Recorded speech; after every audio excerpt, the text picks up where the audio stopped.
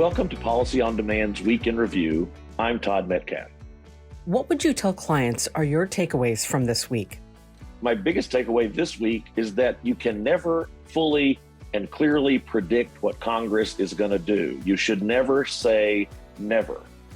Despite the fact that Senator Joe Manchin just a few days ago said that he would not vote for any reconciliation legislation that included tax increases, that he would not support substantial investments in clean energy.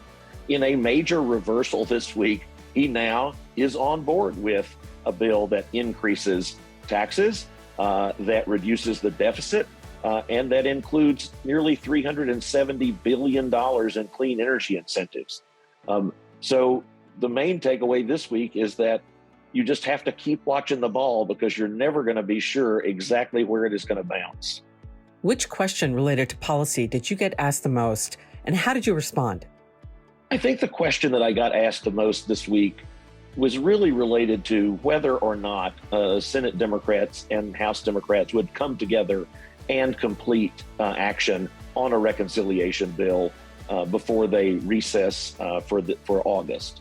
And the answer that I've been giving is I think that they will. Now, as was mentioned a moment ago, there's now a new deal on the table, so that we're not exactly certain that it has the 50 votes that are needed in the Senate, but we'll learn in the next few days or few hours whether or not it does and whether they can pass it. I still believe, however, that a reconciliation bill, whether it's this larger package, the New Deal, as it were, or the original smaller health-only package, I do believe that Democrats in Congress will pass that bill or a bill and send it to the president before they recess in August.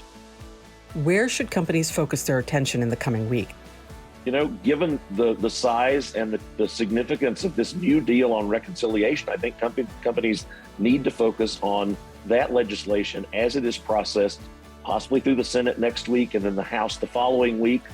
It does include some significant changes to the tax code, including a 15% minimum tax on financial statement income, including changes to the treatment of carried interest, and significant more resources for enforcement at the Internal Revenue Service. So, like I mentioned a moment ago, it's not a done deal yet, but it's moving in that direction.